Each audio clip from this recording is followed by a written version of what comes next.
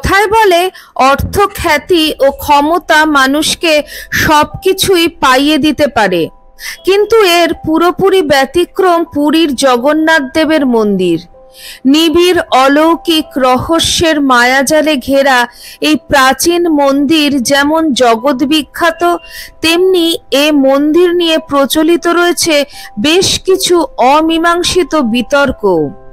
ঠিক তেমনই এক বিতর্ক হচ্ছে এই মন্দিরে কোনো অহিন্দু প্রবেশ করতে পারেন না। তবে কবে, কখন ও কার দ্বারা এই নিয়মের উদ্ভব হয়েছে তা স্পষ্টভাবে জানা না গেলেও তবে এই রীতি যে অত্যন্ত প্রাচীন তা আর বলার অপেক্ষা রাখে না। যাই হোক, আজ আমরা এমন 10 জন ব্যক্তিকে নিয়ে আলোচনা করতে চলেছি যারা নিজেদের কৃতকর্ম দ্বারা সারা বিশ্বব্যাপী খ্যাতি অর্জন করলেও জগন্নাথ মন্দিরের দ্বার থেকে তাদেরকে ফিরে যেতে হয়েছিল একেবারেই খালি হাতে। অর্থাৎ এই 10 জন প্রভাবশালী ব্যক্তিও প্রবেশ করতে পারেননি সুপ্রাচীন পুরীর জগন্নাথ দেবের মন্দিরে।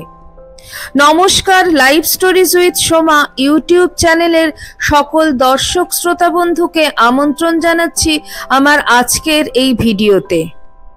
আপনি শুনে আশ্চর্য হবেন, এই 10 জনের তালিকায় রয়েছেন রবীন্দ্রনাথ ঠাকুর, গুরু নানক, ইন্দিরা গান্ধী, মহাত্মা গান্ধী থেকে শুরু করে ইসকনের প্রতিষ্ঠাতা শ্রীল প্রভুপাদ। আসুন তাহলে বিস্তারিতভাবে জেনে নেওয়া যাক এই বিখ্যাত 10 ব্যক্তি কারা ছিলেন এবং কি কারণে এনাদেরকে পুরীর মন্দিরে ঢুকতে বাধা দেওয়া হয়েছিল। তবে শুরু করার আগে আপনাদের কাছে অনুরোধ, আপনি যদি আমার চ্যানেলে নতুন হয়ে থাকেন তাহলে চ্যানেলটিকে সাবস্ক্রাইব করে পাশে থাকার, এবং আপনি যদি ইতিপূর্বেই সাবস্ক্রাইব করে থাকেন তাহলে আপনাকে অনেক ধন্যবাদ। নাম্বার 1, রবীন্দ্রনাথ ঠাকুর। বিশ্বকবি রবীন্দ্রনাথ ঠাকুর অতুল্য প্রতিভাবান, এশিয়ার প্রথম নোবেল বিজয়ী এবং বিপুল বিত্তশালী জমিদার পরিবারের সন্তান ছিলেন এই বিশ্ববিখ্যাত কবি ও সাহিত্যিক। তার সঙ্গে ওড়িশার সম্পর্কও ছিল দীর্ঘদিনের। বস্তুত ওই রাজ্যেরই জমিদারির অংশ ছিল রবীন্দ্রনাথ ঠাকুরের পিতামহ জমিদার দ্বারকানাথ ঠাকুরের। সেই জমিদারির পরিদর্শনে বারবার পুরী যেতে হতো রবীন্দ্রনাথ ঠাকুরকে, কিন্তু এতবার সেখানে গেলেও পুরীর মন্দিরে ঢোকা হয়নি তার। আশ্চর্য হচ্ছেন তো? জানেন কি তাকে পুরীর মন্দিরে ঢুকতে না দেওয়ার কারণ কি? আসলে রবীন্দ্রনাথ ঠাকুর ছিলেন ব্রাহ্ম ধর্মের অনুসারী, অর্থাৎ নিরাকারের উপাসক। তার উপর ঠাকুর বংশের পিরালি ব্রাহ্মণত্বের বিতর্কও ছিল আরেকটা কারণ। এসব কারণেই পুরীর মন্দিরে ঢোকার অনুমতি পাননি বিশ্বকবি রবীন্দ্রনাথ ঠাকুর। নাম্বার 2, গুরু নানক। আপনারা সবাই গুরু নানকের নাম শুনে থাকবেন। জন্মসূত্রে যিনি সনাতন ধর্মাবলম্বী হলেও পরবর্তীতে তিনি শিখ ধর্মের প্রবর্তন করেন এবং বহু স্থানে ভ্রমণ করে মানুষের মধ্যে এক ঈশ্বরের মতবাদ প্রচলন করেন। গুরু নানক 1508 সালে তার অহিন্দু শিষ্য মার্দানাকে নিয়ে পুরীতে এসেছিলেন জগন্নাথ দেবের দর্শন লাভের আশায়, কিন্তু মন্দিরের তৎকালীন পাণ্ডারা তার শিষ্যকে ইঙ্গিত করে তাকে জগন্নাথ মন্দিরে প্রবেশ করতে বাধা দেন। স্থানীয় লোককথা অনুসারে গুরু নানক মন্দিরে প্রবেশ করতে না পেরে সন্নিকটে অবস্থিত পুরী সমুদ্র তটে গমন করেন এবং সেখানেই তিনি প্রভু জগন্নাথ দেবের প্রার্থনায় বসেন। মন্দিরে ঢুকতে না পেরে প্রসাদ বঞ্চিত হয়ে অভুক্ত অবস্থায় সময় কাটাতে লাগলেন তারা। কিন্তু আশ্চর্যজনকভাবে সন্ধেবেলায় এক রহস্যময় ব্যক্তি এসে সোনার থালায় অপ্রতুল খাবার ও সুস্বাদু জল পরিবেশন করে দিলেন তাদের জন্য। পরবর্তী দিন যখন পূজারীগণ জগন্নাথ দেবকে জাগ্রত করতে গেলেন, তখন সকলেই দেখলেন জগন্নাথ দেবের সোনার থালা সেখানে অনুপস্থিত। আবার সেদিনই পুরীর রাজা স্বপ্নে দেখলেন স্বয়ং জগন্নাথ দেব পুরীর সমুদ্র সৈকতে গিয়ে এক সাধুকে প্রসাদ দিচ্ছেন। তাই পূজারীগণ যখন হন্যে হয়ে জগন্নাথ দেবের সোনার থালা খুঁজছিলেন, তখন রাজা হাসি মুখে চলে গেলেন সমুদ্র সৈকতে। সেখান থেকে তিনি উদ্ধার করলেন জগন্নাথ দেবের সোনার থালা এবং সেই সাথে গুরু নানককে অনুরোধ করলেন মন্দিরে ঢুকে জগন্নাথ দেবের পবিত্র বিগ্রহ দর্শন করার জন্য। গুরু নানক রাজার অনুরোধে মন্দির পরিদর্শন করে রাজাকে বলেছিলেন, জগন্নাথ দেব শুধু পুরীর ভগবান নন, তিনি সারা ব্রহ্মাণ্ডের ভগবান। আর সেই থেকেই হিন্দুদের পাশাপাশি শিখ ধর্মের অনুসারীদেরও প্রবেশাধিকার প্রতিষ্ঠিত হয় পুরীর জগন্নাথ মন্দিরে। Number 3, Elizabeth Ziegler. এলিজাবেথ জিগলারের নাম হয়তো আপনারা আগে কখনো শোনেননি, কিন্তু পুরীর জগন্নাথ মন্দিরে রয়েছে তার বিপুল অঙ্কের আর্থিক অনুদান। 2006 সালে সুইডেনের বাসিন্দা এলিজাবেথ জিগলার পুরীর জগন্নাথ মন্দিরে তৎকালীন 1,78,00,000 টাকা দান করেছিলেন মন্দিরে উন্নয়ন কল্পে। কোনো একক ব্যক্তির পক্ষে এটিই ছিল জগন্নাথ মন্দিরের ইতিহাসে প্রাপ্ত সর্বোচ্চ দান। কিন্তু শুনে আশ্চর্য হবেন, এই ব্যক্তিও জন্মসূত্রে খ্রিস্টান ধর্মের অনুসারী হওয়ার কারণে তিনিও এই মন্দিরের প্রবেশাধিকার পাননি। Number 4, B.R. আম্বেদকর।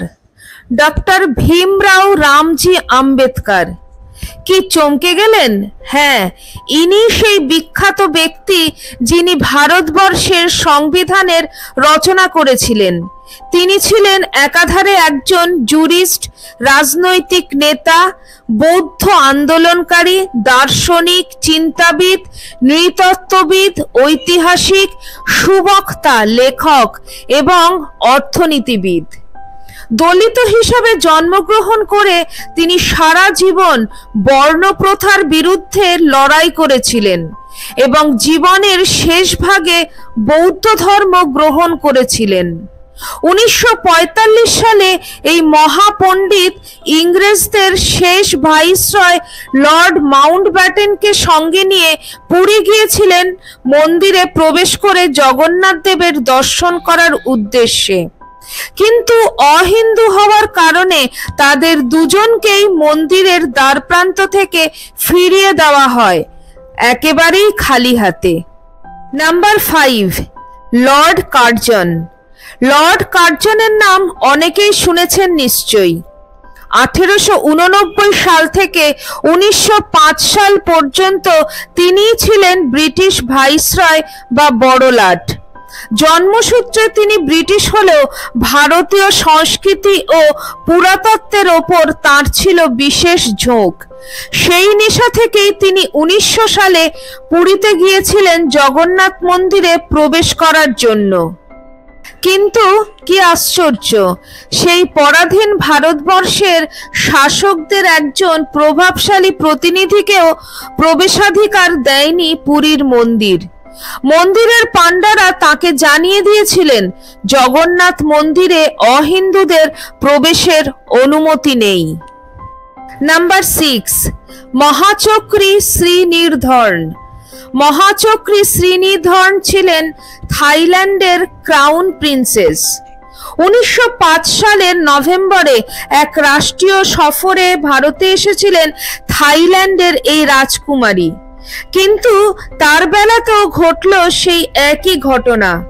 মহাচক্রী বৌদ্ধ ধর্মের অনুসারী হওয়ার কারণে তাকেও ঢুকতে দেওয়া হয়নি পুরীর জগন্নাথ মন্দিরে। ফলে মন্দিরের বাইরে থেকেই মন্দির পরিদর্শন করেই ফিরে যেতে হয়েছিল তাকে। নাম্বার 7, সন্ত কবির বা সাধু কবির। 14 শতকের বিখ্যাত কবি ও সাধু ছিলেন কবির। প্রাচীন ভারতের এই কবি সেই সময়ে দাঁড়িয়ে গেয়েছিলেন জাতিগত সম্প্রীতির গান। তিনি পেশায় তাঁতি হলেও তার গান ও কবিতায় তিনি ভক্তি আন্দোলনকে প্রভাবিত করেছিলেন।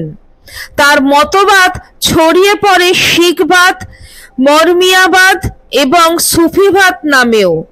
যখন তিনি পুরীতে পৌঁছন তখন তিনি ছিলেন তাগিয়া টুপি পরিহিত। এরপর তিনি পুরীর জগন্নাথ মন্দিরে প্রবেশ করতে চাইলে তার পরিহিত টুপির কারণে পাণ্ডারা তাকে মন্দিরে প্রবেশ করতে বাধা প্রদান করেন। কথিত আছে, পরবর্তীতে জগন্নাথ দেব স্বয়ং পাণ্ডাদের স্বপ্নে এসে কবিরকে মন্দিরে প্রবেশাধিকার দিতে আদেশ দেন এবং তাকে সম্মান প্রদর্শন করতে নির্দেশ দেন। এরপর পাণ্ডারা কবিরকে পুনরায় খুঁজে বের করেন এবং তাকে জগন্নাথ দেবের দর্শন লাভ করান। নাম্বার 8, ইন্দিরা গান্ধী। আজ্ঞে হ্যাঁ, ভারতের সাবেক প্রধানমন্ত্রী শ্রীমতী ইন্দিরা গান্ধীর কথাই বলছি। ভারতের প্রথম প্রধানমন্ত্রী পণ্ডিত জওহরলাল নেহেরুর কন্যা এবং ভারতের প্রথম নারী প্রধানমন্ত্রী ছিলেন শ্রীমতী ইন্দিরা গান্ধী। পিতা জওহরলাল নেহেরু কাশ্মীরি ব্রাহ্মণ হওয়ার সুবাদে ইন্দিরাও ছিলেন জন্মগতভাবে হিন্দু ব্রাহ্মণ। 1984 সালে প্রধানমন্ত্রীর দায়িত্ব পালন করাকালীন সময়ে তিনি গিয়েছিলেন পুরীর জগন্নাথ দেবের মন্দিরে প্রবেশ করে ভগবানকে দর্শন করার জন্য, কিন্তু গোল বাঁধল অন্য জায়গায়। ইন্দিরা গান্ধী নিজে ব্রাহ্মণ পরিবারের সন্তান হওয়া সত্ত্বেও বিবাহ করেছিলেন ফিরোজ গান্ধীকে। আমাদের সমাজে বিয়ের পরে যেহেতু মেয়েদের গোত্র, বর্ণ, ধর্ম বদলে যাওয়ার সংস্কার প্রচলিত রয়েছে, তাই ইন্দিরা গান্ধীও বিয়ের পরে হয়ে যান অহিন্দু। ফলে মন্দিরের পাণ্ডাদের বাধার মুখে স্বয়ং প্রধানমন্ত্রী ইন্দিরা গান্ধীকেও ফিরে আসতে হয় জগন্নাথ দেবের দ্বার থেকেই। নাম্বার 9, মহাত্মা গান্ধী। হ্যাঁ, জাতির জনক মোহনদাস করমচাঁদ গান্ধী বা মহাত্মা গান্ধীর কথাই বলছি। সময়টা 1934 সাল। বিনোবা ভাবেকে সঙ্গে নিয়ে পুরী গিয়েছিলেন বাপুজি। তাদের উদ্দেশ্য ছিল দলিত হিন্দু, খ্রিস্টান ও অন্যান্য ধর্মাবলম্বীদেরকে সঙ্গে নিয়ে পুরীর জগন্নাথ মন্দিরে প্রবেশ করা ও ভগবানের বিগ্রহ দর্শন করা। দল বেঁধে তারা এগিয়েও চলেন মন্দিরের অভিমুখে, কিন্তু শেষ পর্যন্ত উদ্দেশ্য সফল হয়নি তাদের। এক পর্যায়ে তাদের মন্দিরে প্রবেশ রদ করে দিলেন মন্দির কর্তৃপক্ষ। যদিও হিন্দু হওয়ার সুবাদে শুধুমাত্র মহাত্মা গান্ধীকে মন্দিরে প্রবেশের সুযোগ দিয়েছিলেন পাণ্ডারা, কিন্তু গান্ধীজি তাদের প্রস্তাব প্রত্যাখ্যান করেন এবং মন্দিরের মূল ফটক থেকে হরিজনদের নিয়ে বিরাট পদযাত্রা করেছিলেন। তবে তিনি প্রবেশ না করলেও তার স্ত্রী কস্তুরবা জগন্নাথ দেবের মন্দিরে প্রবেশ করে দেবদর্শন লাভ করেছিলেন। নাম্বার 10, শ্রীল প্রভুপাদ। এ যাবৎকালে যাদেরকে জগন্নাথ মন্দিরে প্রবেশ করতে দেওয়া হয়নি তাদের মধ্যে সবচেয়ে আশ্চর্যজনক নামটি হচ্ছে এসি ভক্তি বেদান্ত স্বামী প্রভুপাদ বা শ্রীল প্রভুপাদ। ইসকনের মতন ভক্তি আন্দোলনের প্রতিষ্ঠাতাকে এ মন্দিরে প্রবেশ করতে না দেওয়াটা ইতিহাস হয়ে রয়ে গেছে জগন্নাথ মন্দিরের ইতিহাসে। তখন 1977 সাল। পুরীর জগন্নাথ মন্দিরের সকল পাণ্ডা ও বিদ্বান ব্যক্তিদের উদ্দেশ্যে প্রবচন প্রদানের জন্য আমন্ত্রণ জানানো হয় এসি ভক্তিবেদান্ত স্বামী প্রভুপাদকে। তাদের আমন্ত্রণ স্বীকার করে সেই বছরেরই 26শে জানুয়ারি এই মন্দিরে এসেছিলেন প্রভুপাদ। কিন্তু ভক্তি আন্দোলনের এই নেতার সাথে ছিলেন অগণিত বিদেশি ভক্ত ও পর্যটক। তারা কৃষ্ণ নামে প্রভাবিত হলেও জন্মগতভাবে তারা সবাই ছিলেন অহিন্দু, তাই তাদের প্রবেশাধিকার রদ করেছিলেন মন্দিরের পাণ্ডারা। তবে গান্ধীজির মতন শুধুমাত্র তাকেই মন্দিরে প্রবেশের প্রস্তাব দেওয়া হয় মন্দিরের পক্ষ থেকে, কিন্তু তিনিও পাণ্ডাদের প্রস্তাব অস্বীকার করেন এবং জগন্নাথ দেবের দর্শন না করেই পুরী ত্যাগ করেন। পুরীর শ্রী শ্রী জগন্নাথ দেবের মন্দিরের প্রবেশাধিকার সম্পর্কে আপনার কি বক্তব্য তা কমেন্ট করে জানাতে ভুলবেন না। কেমন লাগলো আমার আজকের আয়োজন?